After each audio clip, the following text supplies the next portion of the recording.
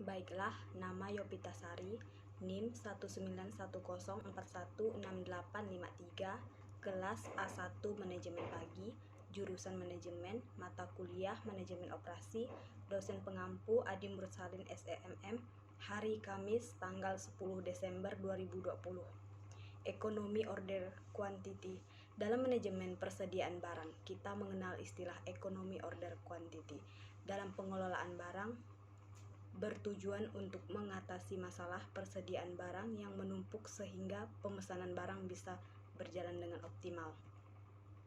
Ada dua hal yang harus dihitung, biaya penyimpanan dan biaya pemesanan.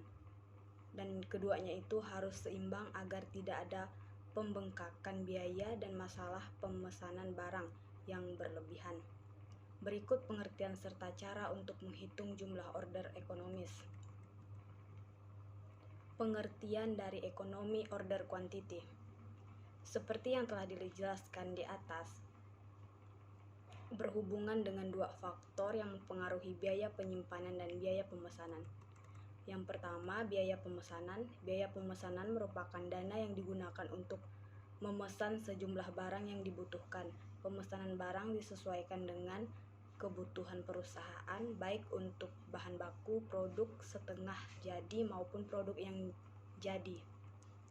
Biaya pemesanan bisa berubah-ubah dan tidak tergantung pada jumlah barang yang dipesan.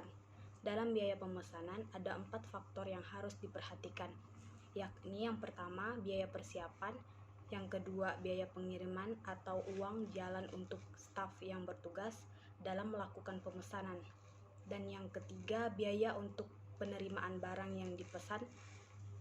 Yang keempat yaitu biaya untuk penyelesaian pembayaran akan barang yang telah dipesan. Bagian 2 yaitu biaya penyimpanan. Biaya penyimpanan merupakan biaya yang digunakan untuk hal-hal yang berhubungan dengan penyimpanan barang. Selain menyimpan barang, perusahaan juga membutuhkan dana untuk keperluan investasi barang. Faktor-faktor yang termasuk ke dalam bagian ini adalah yang pertama asuransi, yang kedua pajak, yang ketiga bunga, yang keempat biaya sewa gudang, dan yang kelima biaya listrik, 6 biaya kerusakan. Perusahaan mengalokasikan sejumlah dana untuk kebutuhan tersebut, baik biaya pemesan maupun penyimpanan harus berjalan seimbang agar perusahaan tidak mengalami kerugian. Jika salah satunya membengkak, maka akan terjadi masalah. Sekian dan terima kasih.